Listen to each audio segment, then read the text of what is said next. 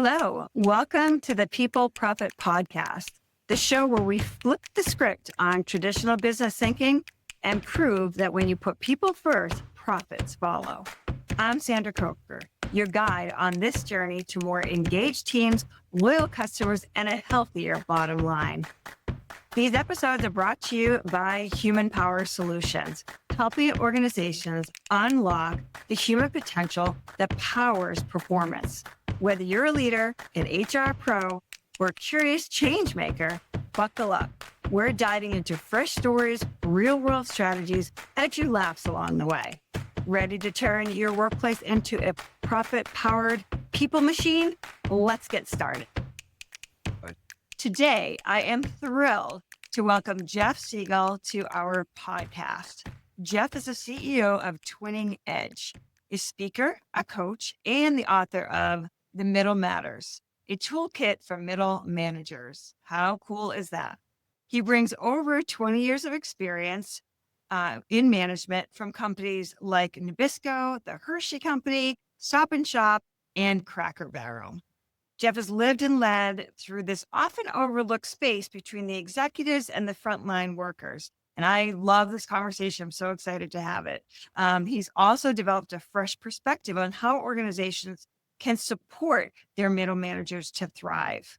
We're diving into his leadership journey, the concept of Doer, leader, influencer, and his unique leadership philosophy, which he calls the radical, extreme, highly effective, atomic ownership mindset.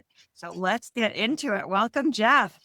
Thank you. So excited to be here. Thanks for having me, Sandy. Yeah, really excited. So you and I met a few months ago, or maybe a month ago or so, when I was on a panel. And just in our conversations, it was just like, boom. Yes. Just, we live this life of middle management, right? It's how you do this. So, Absolutely. yeah. And I want to start with the heart of your work, the middle management, right? So you've said, as we've been talking and going back and forth, you said that the middle managers are often promoted for their technical expertise. They're good at what they do. And now you're going to lead, and they have no tools for leadership, right?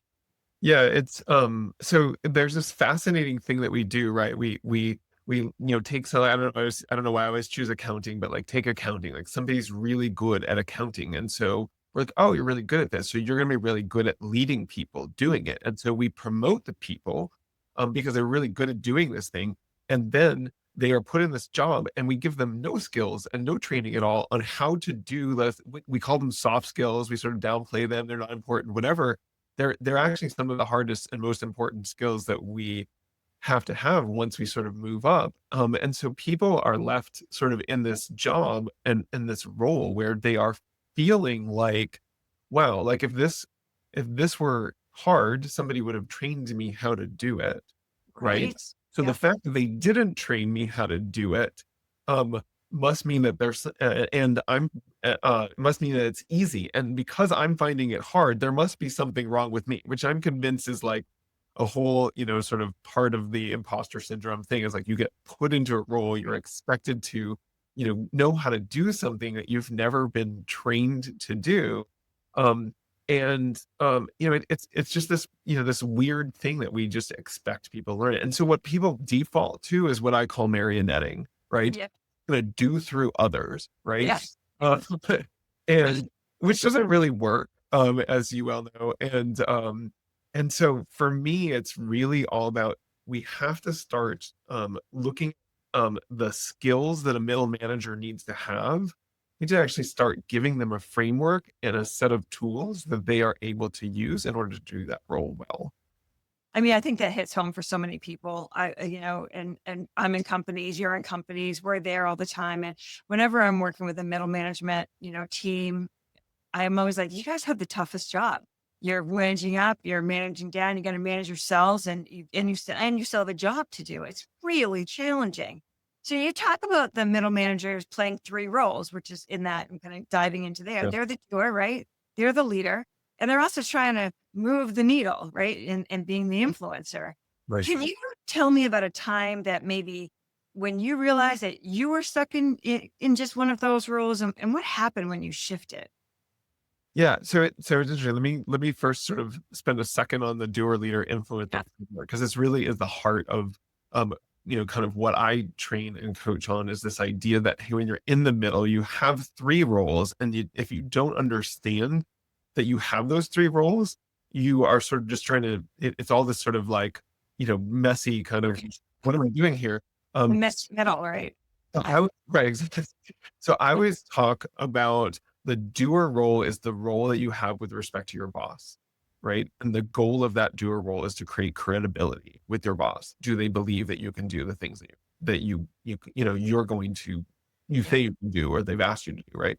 Um, and then the second role is the leader role, and that role is about the relationship between you and your team.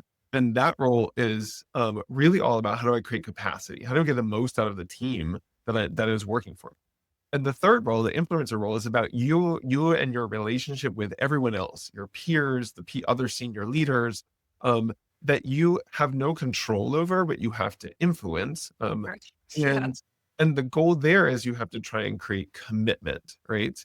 Um, and so what I often find is that just sharing that framework with people is actually a really, really powerful training tool, because you can actually get people to go, oh, now I see that this is this role is, the reason I was struggling with this role is because I'm trying to treat all these parts of this role as if they were the same.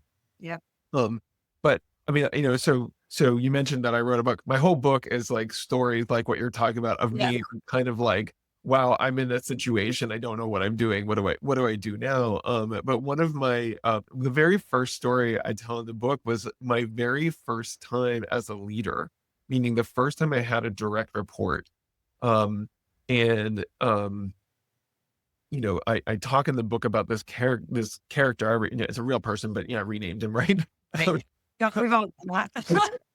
A person named Travis. And Travis basically like pops into my office one day, and we had this sort of ongoing thing where he'd come into my office with the budget, and the budget wouldn't tick and tie. Like the numbers wouldn't, work out perfectly. And I'm sitting there thinking, oh, like, what else is wrong? Like, what does he miss? What's going on here? And I'm looking at it thinking it's sloppy. And so I said to him, I'm like, these numbers don't tick and tie. And he says to me, is this really the most valuable use of our time? And I, not to my credit, said, no, it's not. And if you got it right, we wouldn't spend any time, which was a really, really bad leadership moment.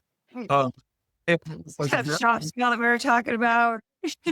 and and so I watched him sort of leave my office, kind of shaking his head, going like, what is wrong with my boss? And I suddenly realized, like, I have made this whole conversation about me and not about him. Yeah. There's something that I don't know. I don't understand how do I get him sort of enrolled in and engaged in doing this job. So to your question, I mean that like I said, my book is full of stories like that, but that's sort of the one that started it off for me. Like very early on in my career, I'm like, oh wow, this is actually more complicated than just you know, I Yeah. just do it, and I was good at doing stuff, and now I'm gonna make that's again that point of marrying. Like, I'm just gonna make this guy do what I was doing, and what I really need to do is get him, sort of engaged again and enrolled in this idea of this is valuable, and this is valuable for me, meaning for Travis. Yeah. You know, this is valuable as well. Oh, I love that's a great story. We've all had those. We've all had those moments. When you get these three different roles, in this middle management, which one do you think is the hardest one to master? It's a really good question, and I would say that they are all hard to master, but you kind of end up, I think, if you really, sort of as you move up your career, I think you master different ones at different times, right? Okay. Right. Um, so the doer role, I mean, we start to master the doer role when we're an individual contributor. Right. Um, uh, it's interesting though, is as you move up sort of the ladder, the corporate ladder, or whatever it is, that role of doer, the relationship between you and your boss becomes actually more and more complicated. And one of the things that's really interesting that I've actually been doing some training on recently, but I've never been trained on myself, is like training people to manage up. Is you know, I'm like, it's so valuable, but it actually is a skill that like when you were super junior and you're just like your boss is just mostly directing you, Right.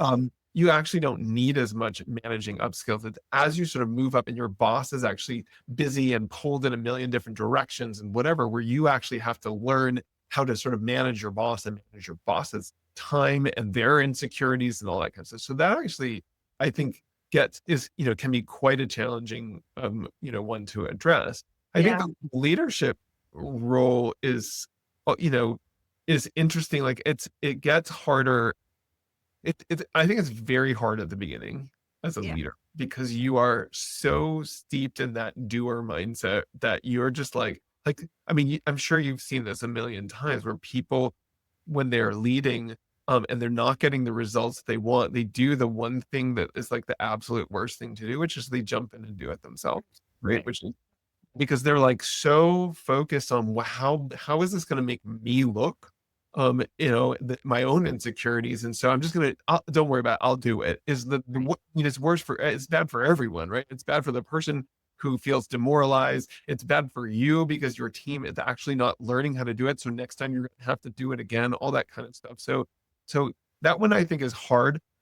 It's interesting. I always say to people that when I finally learned sort of, I feel like, how to be a good leader was when I was given a role where I was leading people who were doing things that I had no idea how to do myself. Oh, Be- that's really interesting. Yeah. Like I Really rely on their skill set. Right. So it forces you out of the role of marionetting because I don't know how to do like data engineering or whatever. I don't know how to do that. So I have to rely on you and your skill. And so all of my conversation with my people, all of the conversations with my people became about how do you get the most out of your team? Where are you running into obstacles? How do you sell in your ideas? Which is really what you're trying to do as a leader, is elevate the conversation. I do love the managing up. We talk a lot about that. We work, we work with all levels of management, and that managing up piece can be very challenging because as you get better as a middle manager, as you get better at your position, sometimes though your supervisor, you become a little bit of a threat. And Yeah. so that can be, and those are realities in corporate America.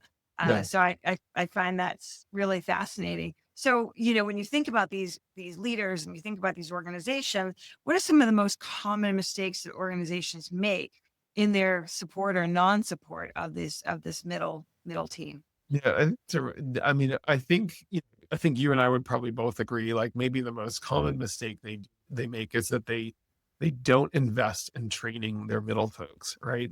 And and what I've seen, and I've talked to so many in the past year, sort of the process of writing a book and starting to talk about this stuff a lot. Um, I've talked to a lot of HR folks, and what they often tell me is it's not that we don't want to train the middle or that um, we don't believe that they need to be trained. It's that there are often so many of them that the belief is we can't afford to train them all. And so what we do is we just train the high potential people. Um, and, and I, I mean, you probably have at your fingertips more stats on this than I do, but um, I feel like I'm often read stats about like companies that actually train their middle folks, really do get a return on that investment, but it is an investment. Um, Mhm. I think I mean, the middle, you made this point before, the middle folks are they're such a lever, right? They are the ones that are sort of translating the strategy into like actual action. And I don't know how many times, I mean, I'm sure you see this all the time. I've seen so many organizations across my career where the leadership at the top comes up with a strategy and then nothing Yes. falls. Right. And they often blame, well, the middle folks didn't do it or whatever. It's like, first of all, I mean, you mentioned the sort of radical extreme, highly effective atomic ownership mindset. Well, it's like, I always say you always have to start pointing fingers at you, right? Like, what's my contribution to this? So when leaders then like, wait, just like your people aren't out.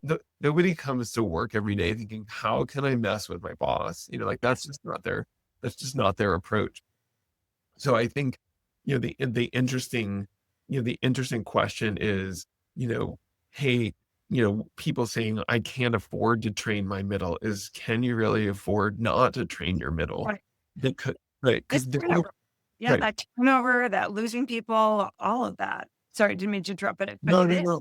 Yeah. It's Well, and it's have you read the book? Do you know Liz Wiseman's book, Multipliers? Have you ever come across this book? no. Oh, I'm gonna write that down. Yes, a great book. But she talks about this idea of, great leaders as multipliers. And she Right. also talks about the opposite of a multiplier, which she calls a diminisher. Um, and the problem is when you have if your middle folks are not trained, then they're as likely to become diminishers, or maybe more likely to become diminishers as they are to become multipliers. If you can get them to become multipliers, your organization has so much more capacity and so much more room for growth. Whereas if they are diminishers, they literally are taking, the organization and just contracting its ability Yeah. to do anything and limiting what it can do. And so I really believe that training folks is the key. So I would say that's the biggest mistake, is that assumption that if I train the middle, it's just going to be a waste, Yeah. and not seeing the value. Agree totally with that. It's, you're you want to, where's out to the middle managers when we talk with executives, we're like, we want you to develop people that are reporting to you to replace you. So that gives you more opportunity to Mhm. grow. And that concept seems to just fall either flat or I don't know. But Yeah. it's super interesting. And middle is just so crazy. Yeah. But let's shift gears for a moment to find something I found so compelling.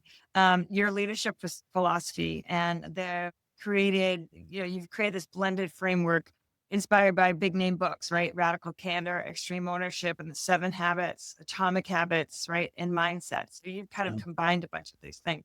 I love Atomic Habits, by the way. I'm in the middle of practicing that for my health. So I'm That's like, I read awesome. the book, I'm like, let's go. But you turned that into what you call atomic ownership mindset. So how Right. did you land on this philosophy? Obviously, you've read a lot, you've done a lot of work, you've had your own, like, a ton of experiences throughout your book.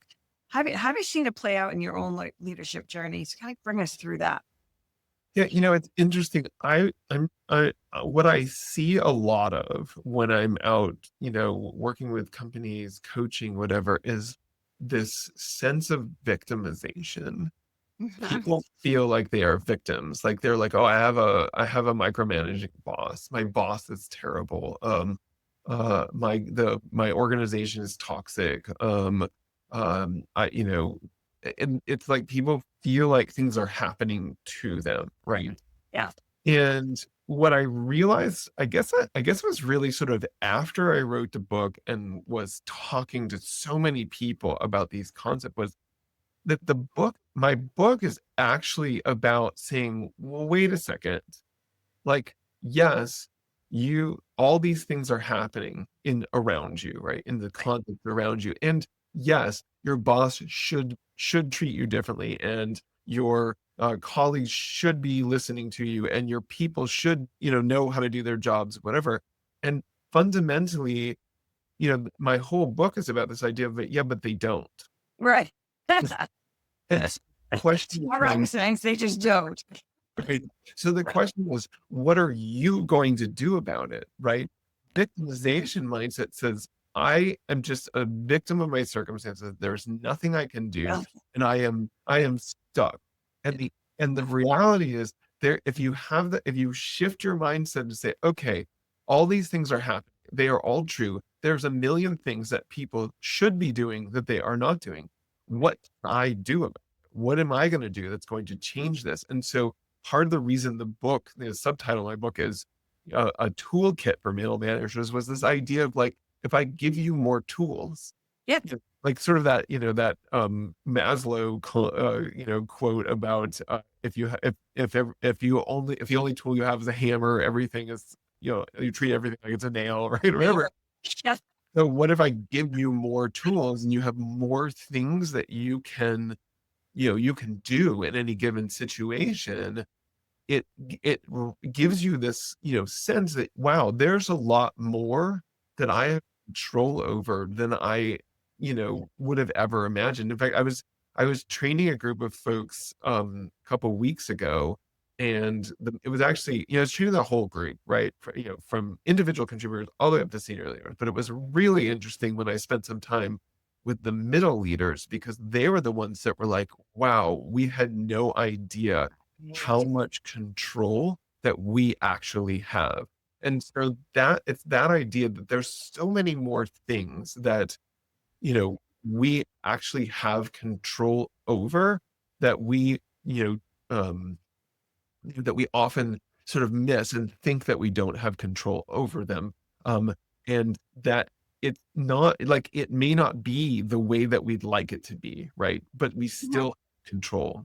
So if you indulge me for a second, I'm going to tell you a quick story that a recent story that I just love telling the story, because it's, so I was talking to this woman, probably back in the fall. And Okay. I see this person maybe once every 3 or 4 months. So I saw this person back in the fall, and we had lunch, and she's like, I have a micromanaging boss. And I always, my advice to people who have a micromanaging boss is like, I call it feeding the beast. You just need to, like, it's a credibility issue. They don't trust you. That's why they're micromanaging you. And you always say to people, just because they don't trust you does not mean you are not trustworthy. But you need to create trust. And so just give them more details, give them the thing they want, and they will eventually back off. And so I told her this, and she goes off and she does this. And then three or so months later, I see her and I said, how's it going? And she said, it was going great. Like, I tried some of the things you said, and my boss totally changed. Everything got better, whatever. And then I went on vacation for 2 weeks. When I came back, my boss was right back to the way they were. And I was so frustrated. And I go, right, because your boss never changed. And she's like, what are you talking about? Like, my boss was totally different. Like, no, your boss wasn't different. You were prompting your boss differently. I started calling this boss GPT, right? Like, Yeah, I want to get to that. Yeah. you were prompting your boss differently. Oh, That's why your boss changed. And I said, do you know how I know that? I know that because when you went on vacation, you stopped prompting your boss went right back to the way they were, which is yeah. exactly what you would expect. So it's funny. So fast forward another 3 months later, last couple of weeks, I saw this person again. I said, how's it going? And she just started laughing, and she goes, it's like I have a little Jeff Sigel on my shoulder. Yeah. But it's this idea of like, you have more control, and how you prompt the people Yes. around you is going to change the way they behave. You can't change them. And so sitting around thinking, gosh, I really wish my boss were different, is not going to make anything happen. Yep. Or getting mad or losing your temper or telling them they need to change isn't going to make, they will not change. You have to change you, but you have to first recognize that there's so many more things that you can do in order to prompt. I love that. Yeah, just you think of the prompt engineers and all of that. It's like it's the same thing. We're just using communication differently. Yes. That I think that's great advice. And she must be just cracking up like on my shoulder. You hear it a lot, right? Especially if you coach in companies for a while and you know people, and they're like, "Well, there was an issue." Just Yeah. uh, but it's really fun, isn't it? Though Yes. it's really fun to have people kind of have those aha moments where they're like, Yes. "Oh, I'm not a victim, and this person is this way." I recently was on vacation, and I was talking with a friend. So she was a bunch of us went away, and someone brought her sister-in-law, and I didn't know her really that well, but we got to know each other on the trip. And she started talking to me about her job and what's going on, and with a coworker. And I was like, you just got to tell her, like, you got to explain to her what your communication style is so that she Right. understands what your style is. Like, you're not a fluffy, warm and fuzzy. Just let Right. her know that. Like, I just want the facts. Like, I don't need that. If you do, then I'll give it to you. Right. Kind of Right. thing. And she was like, it's interesting. I'm like, you and I, and to people in our space, we're like, that's just real. That's just Right. regular. There's nothing rocket science about this. And Right. I love your minimum management kind of philosophy, because in our work and the work that we do with People Profit, if Yes. you're well-oiled machine inside, you've got managers that are managing, they're getting the day-to-day tasks done, they're all moving and shaking. Your clients are going to get really great service, you Yes. know, and because there's no infighting, none of that junk, that happens. So Yeah. fascinating. So Absolutely. yeah. Um, yeah, so the workplace is changing really fast, right? New tech, new expectations, hybrid, remote, little, some people in the office, some not in the office. There's a major mind shift about leadership right now. And you pointed out what separates people now is mindset. So talk a little bit about that. So if they have the growth mindset, they'll thrive. We talked about the victim mindset. How Right. can a leader spot that victim mindset in themselves? So if they are experiencing that, Yeah. No, I think that's a really good question. I mean, I think the signs of victim mindset, and I sort of hinted at this a little bit before, are is the word should. okay, yeah, Um, uh, and actually, it's funny. I was coaching someone recently, and I was saying, I want you to look for where there are either shoulds or implied shoulds in your world, right? Because that is almost always the sign that victimization is like, my boss should do this, my coworker, should do that, my people, shouldn't show up in my office and ask me all these questions, whatever. It's like, again, this question of like, but they do, right? And so right, the should is like, it's kind of that's kind of like the trigger word of like victimization. And it's interesting because the flip side of that, I was seeing is the other thing I asked this person to do is, can you look for places where you find yourself feeling resentful of somebody else? I said, yeah, because that is usually the sign that there's a should coming from them, right? They think you should do, like your boss thinks you should be doing something, and you are like getting frustrated and resentful, and you're like, I'm not set up for success, and all that stuff is like, that's usually the sign that there's a should coming your way. Right. And so the way to deal with that is to sort of say, I got to get out of this world of what should happen and get into the world of what will happen. I love the example that you just gave of this, the person you went on vacation with is essentially what you're doing is like, we have to make this conversation of you should do that and you should do this, which is a conversation about expectations. And we have to turn it into a conversation about agreements. I will do this and you will do that. Because if we both are thinking of shoulds, we're both sitting in this victim mindset or whatever, like, oh, you should do this and I think you should do that or whatever, and we're having this conflict. The Regardless of the problem is I have a story in my head, you have a story in your head, and those stories aren't matching up. I don't stories, Right? I don't need the stories to match up if I have an agreement. If you do this, I will do that. If I do this, you will do that. Whatever. That's an agreement, and it doesn't matter anymore what this. I can have whatever story I want in my head, but I agreed to do something, and you agreed to do something, and we will do it. And if we don't, then we have to have a conversation of why are we not meeting up to these agreements. That's a different story. So to me, the sign of victimization is the word should. I would say it's like one of the worst words. I mean, there's a lot of awful words in the language, but it is, if you move past those, like it is one of the worst words in terms of like mindset, when it's like everybody should be doing all kinds of things again, but they don't. So what are you gonna right. Running a business is hard. Developing your people shouldn't be. At Human Power Solutions, we act as your outsourced chief learning officer, designing custom learning and development experiences that actually move the needle. No fluff, no cookie-cutter workshops, just results. Whether your people need better communication, stronger leadership, or less burnout, we provide strategic solutions that align with your goals and keep your team moving forward. Visit hpowersolutions.com and unlock your team's full potential without disrupting operations.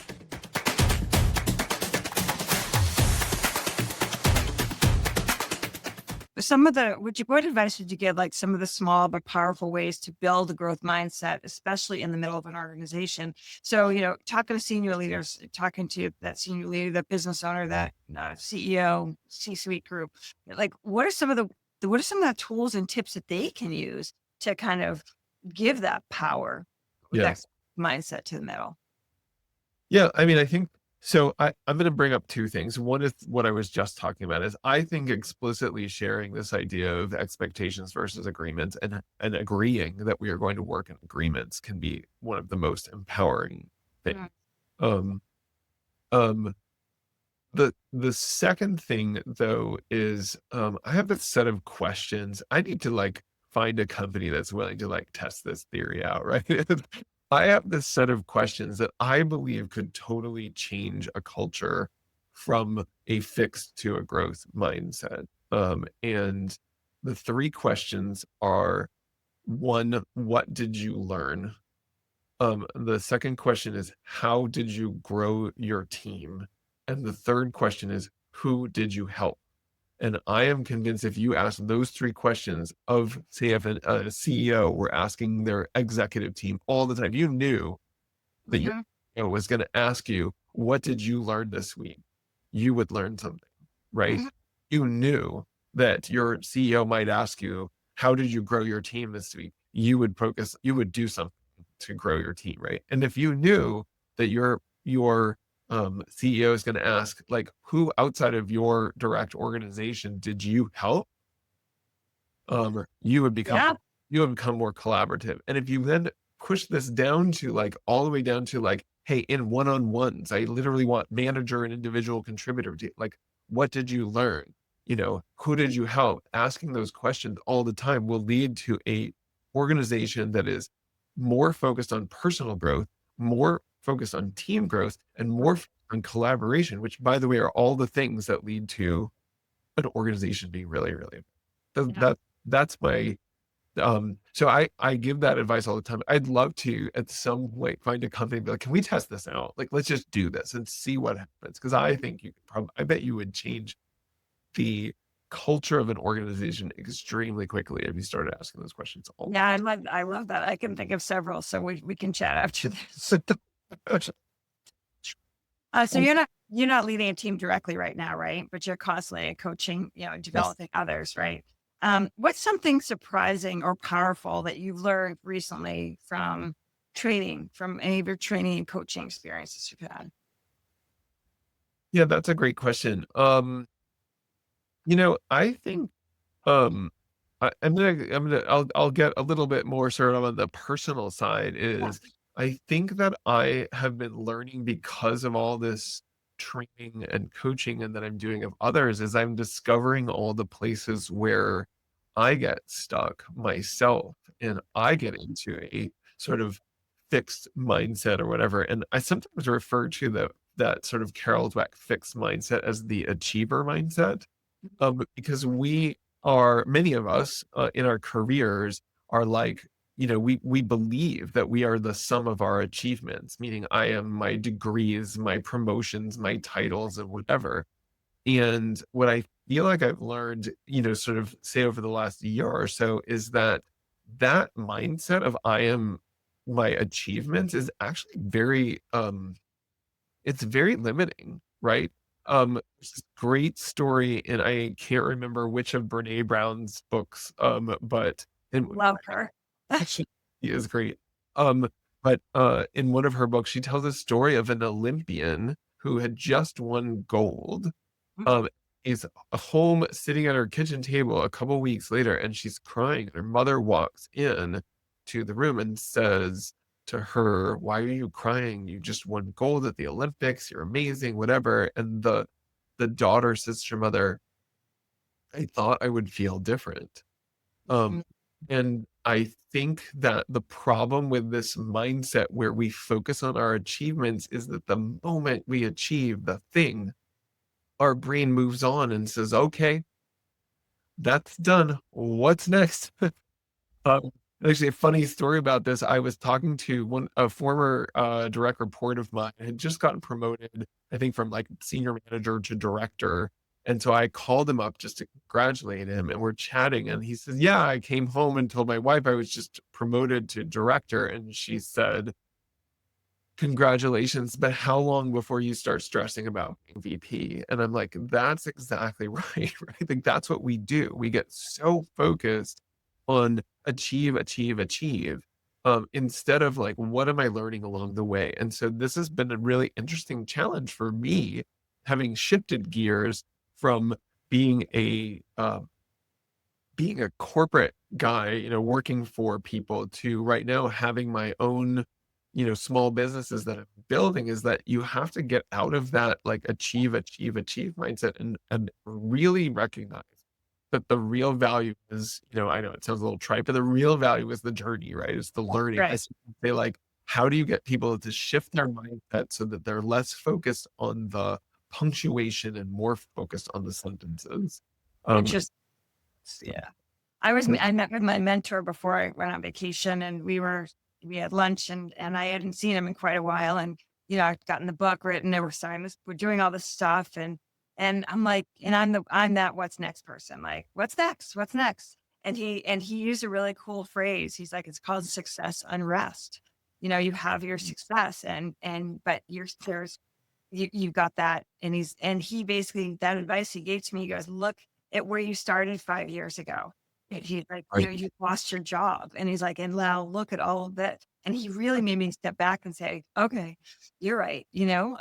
But it's really interesting to think about what you do learn along the way, and being an entrepreneur for you, like coming out of corporate and stepping into this world of entrepreneurship and owning a small business. You have to have the stomach for it. yeah. you know, and that's a whole other podcast we can really take. But in your middle management, when you're promoted, it's the same kind of thing. It's like, now Right.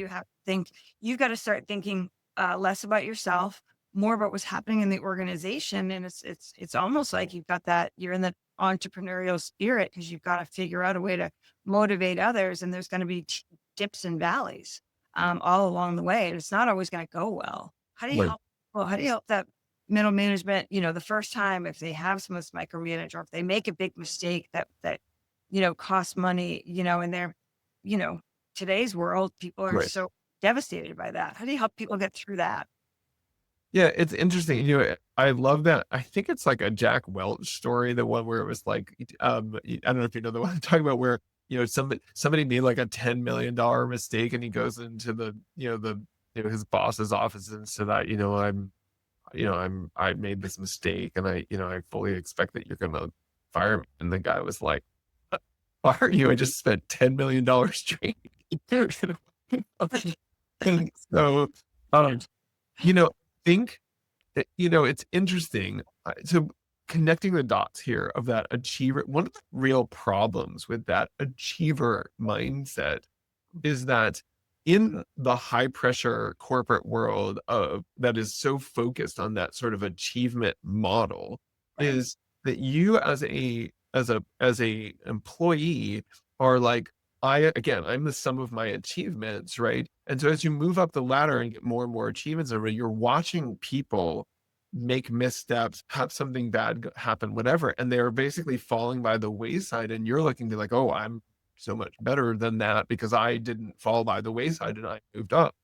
And the problem with that is that I actually think this sometimes makes the people that who survive, and get there, some of them insecure and unsatisfied people in the world, because they're like, there for the grace, I go, right? I Yeah. then make one misstep and I am going to fall off this ladder. And so this constant sense of like anxiety and whatever. And so I think the key is, again, goes back to this, like, if you want to help people become more, sort of, I don't know, I guess resilient and so forth, is you have to basically, as an organization, recognize that mistakes happen. I have this quote. I don't even think it's in my book. I think I put it in an article, like, some months later, but this quote of, delegation is a leap of faith, not that your team will always get it right,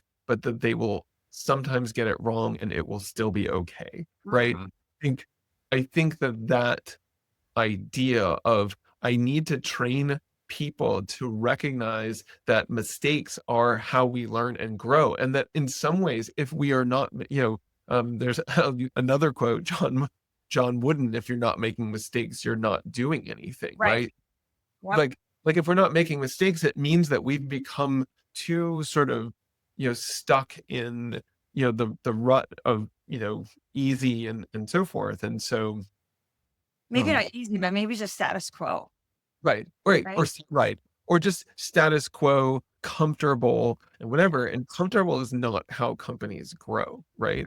Companies not how people grow. And so, I think the real interesting question, and I'd love to hear sort of your thoughts, and in sort of your business, how you address this, but is how do you train people to essentially look, to see those mistakes and those and those sort of learning moments as learning moments, and stop seeing them as like a disaster, of failure, I'm going to fall apart and whatever.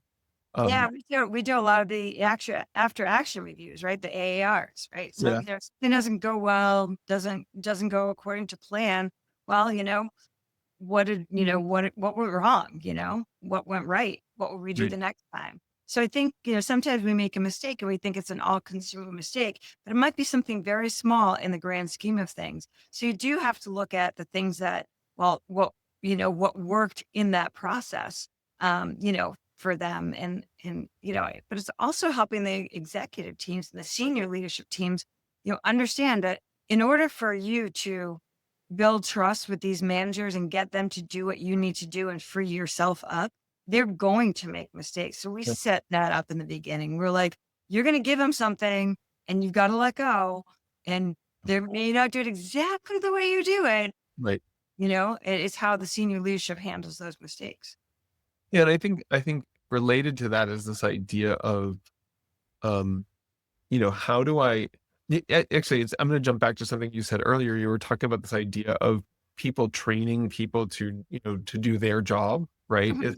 I think people often misunderstand that. I think what they think is, they think that what that means is I need to train people so that they can be promoted into my job. And it's like, Right. no, no, no, that's not what this is about. This is, I am training you to do what I do so that I don't have to do it anymore. And so I strongly believe that the role of the leader is to create the conditions, like you said, where you trust your team to function at a high level, even when you are not there. And if they cannot do that right now, then it is your job as the leader to train them, give them more information, Mhm. teach them, create the conditions, change the processes, whatever it is, so that you don't have to be there.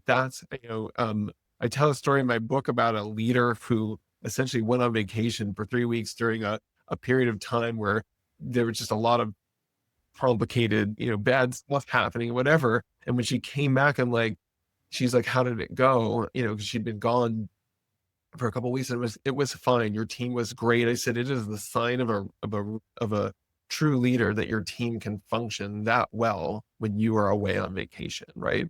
You should train them, and they didn't freak out. They were on top of things, whatever. They were trained to do it. And so I think, but that take you have to, you have to create the conditions for um for people to, learn and grow. And sometimes that means, like, I was talking about this the other day to someone, like, well, if you basically ask somebody to write a strategy and they've never written a strategy before, and you just say write the strategy, and they will show up with something that's crap, right? They will, like, I guarantee, because they've never done it before, right? And so I'm like, well, what if you started out by just saying, hey, I need you to write an outline for your strategy.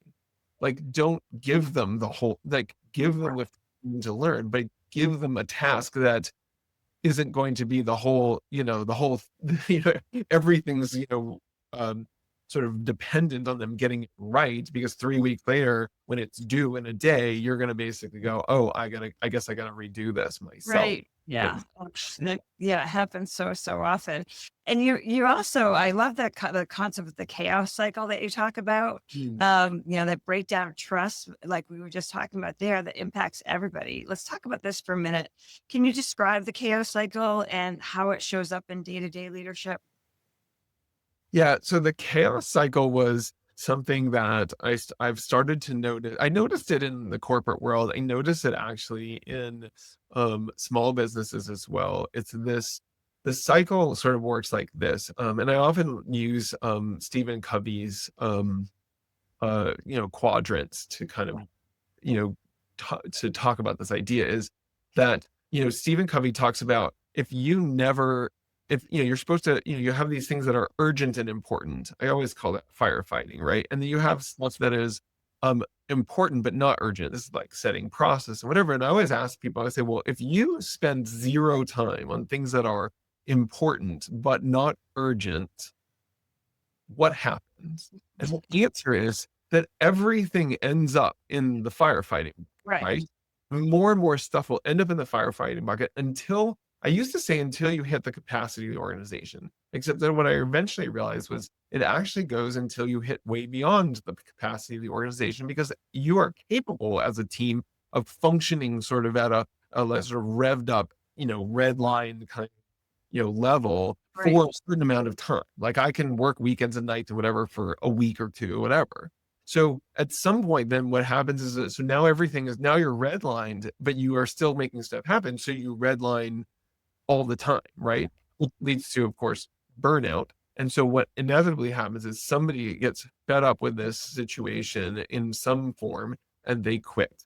And when they quit, what it does is it creates more pressure on that organization, because now they have to absorb all the work that that person was doing. So now more people burn out and more people quit, right? And so the interesting question is, so what are the root causes of this thing? I would argue that it, there's sort of three things that happen. One is at the lowest levels, you have victimization, a bunch of people who are feeling like all this craziness, this chaos is happening to them. Right. And the next level up, the middle layer, does what I call crisis leadership. This is like, okay, we go from one crisis to the next crisis, to the next crisis, to the next crisis. And in some ways actually start creating the crises because they've become a bottleneck in the system, because everything has to go through them. I can't trust anybody. Somebody's going to make a mistake, whatever. And so they become this sort of limiting factor. Right. And at the top level, the issue is that the reason that all of this was happening is because the leadership didn't trust their team. Usually the thing that kicks off this chaos cycle is something went wrong. Back to our conversation before, something went wrong, a mistake was made. And so leadership's like, all right, we got to come at this like a ton of bricks, right? Right. We're gonna be on top of this, whatever. And all that does is constrain things, when the reality is you have to be like, okay, a mistake happens. To your point, let's do the after action report. Let's learn it, and let's trust that the team is not going to make the same big mistake again, because we spent time like they don't like it either, right? They didn't make a mistake on purpose. They just didn't know. And now that they know, we have to let them, do it. And yes, a mistake could happen again. In fact, a mistake will happen again. But what I would say is, when you get into that chaos cycle, mistakes happen mistakes happen because people are moving too fast. I would much rather have a mistake happen because people don't know something and they need to learn it, than that they make it because they know something, but they are just moving so fast that they can't, because there's no learning there. They know it was a mistake. It was just, I was too busy. I missed this, whatever. Yeah, that's interesting. When we think about, when I talk with managers, and I'm sure when you do too, it's like when you're first delegating something to somebody, when you're giving someone a new task, having that conversation of, I'm not micromanaging you, I'm going to check in because I want to make sure that you're learning what you need to learn. Right. And so, like you said earlier, when you set those expectations, this check-in is not because I don't trust you. It's because I'm going to be here to help you learn, to make sure that you're going on the right track, so you're not frustrated.